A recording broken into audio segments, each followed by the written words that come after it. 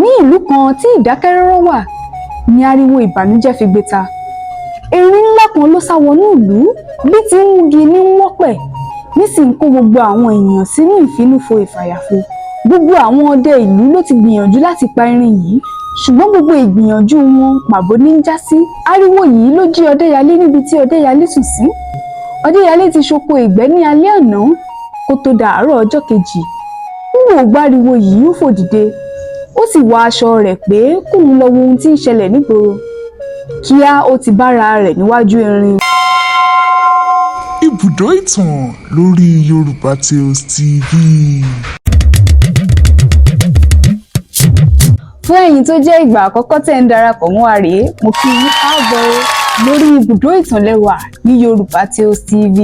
Ibùdó ìtàn lẹ́ẹ̀tì máa rí ìtàn ìdánilárayá lóríṣiríṣi wò àti àwọn ìtàn tí ń mú ìrántí ìgbà èwe yín padà.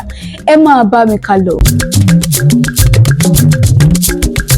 Gẹ́gẹ́ bí ẹ ti mọ̀ pé a kọ́kọ́ bẹ̀rẹ̀ pẹ̀lú àlọ́ àpamọ̀.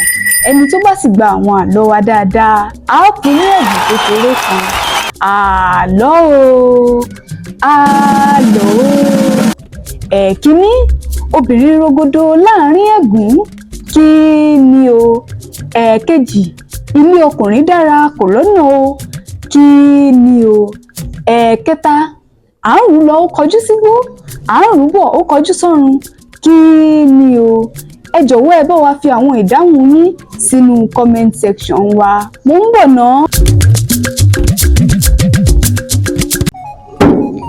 Ẹ káàbọ̀ padà. Ní báyìí a lọ sí abala kejì orí ètò wa èyí tí ń ṣe àlọ́ àpagbè. Ṣùgbọ́n lónìí ìtàn la ó pa o. Ìtàn wa ó dá lérí ọdẹ afìfìlà perin. Mo mọ̀ wípé gbogbo wa la ti gbọ́ ìtàn yìí níbìkan tàbí òmíràn. Ṣùgbọ́n lónìí a tuntun gbọ́ lórí ètò yìí. Ní ìlú kan tí ìdákẹ́rọ́rọ́ wà ni ariwo ìbànújẹ́ fi gbé ta. Erin ńlá kan ló sá wọnú ìlú, bí ti ń wugi ní wọ́pẹ̀, nísìnyí kó gbogbo àwọn èèyàn sínú ìfínúfo ìfàyàfo.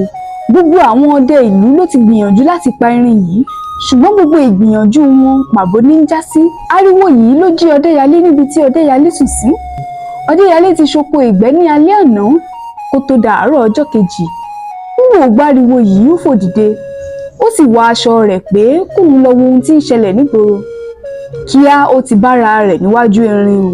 Nígbà erin náà rí Ọdẹ́yalé, ó wò ó dáadáa pé akojú tuntun wo tún rèé. Nígbà ó ṣe díẹ̀, erin yìí bẹ̀rẹ̀ sí ní súnmọ́ Ọdẹ́yalé o láti lè ràgàbó. Ọdẹ́yalé náà sì sún lẹ́yìn díẹ̀ níbi tó ti lóṣòó pẹ̀lú fìlà rẹ̀ lọ́wọ́ ní ìwọ̀n ìrìn tí erin yìí náà rìn. Nígbà ó ṣe díẹ̀, erin yìí ṣubú lulẹ̀ ó sì kú o. Eléyìí sì ya gbogbo àwọn ènìyàn tó wà ń bẹ̀ lẹ́nu.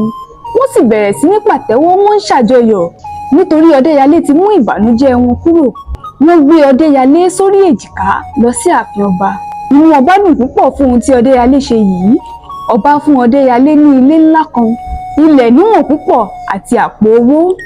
Gbogbo ènìyàn sì ṣe àjọyọ̀ àti ayẹyẹ lórí ohun tí ó ṣẹlẹ̀ yìí. Nígbà ó di ọjọ́ kejì, Ọdẹ́yalé rí wípé ìṣesí àwọn ènìyàn yàtọ̀ sí òun. Àwọn ènìyàn tí ń gbé gẹ̀gẹ̀ lánàá tí wọ́n ń súnmọ́ wá di ẹni tí ń sá fún un. Àwọn ènìyàn tí kò jáfara láti fọwọ́ kàn án lánàá wá di ẹni tí ń yalùgbẹ́ tí wọ́n bá ti rí i. Eléyìí sì ya Ọdẹ́yalé lẹ́nu o. Ó sì fẹ́ wádìí ohun tó ń ṣẹlẹ̀ gangan. Níbi tí Ọdẹ́yalé ti ń rìn lọ ló ti gbóhùn àwọn ọmọbìnrin méjì kan tí wọ́n ń sọ̀rọ̀ ní kẹ́lẹ́kẹ́lẹ́ pé bó bá ti kọjá o jẹ́ rọra kí kó o má sì ṣe ohunkóhun tó máa bínú o, lẹ́ni tó jẹ́ pé òun ló fi fìlà rẹ̀ lásán perin. Ṣé o mọ ohun nǹkan tó lè fi irú ìwọ ènìyàn bíi tirẹ̀ ṣe?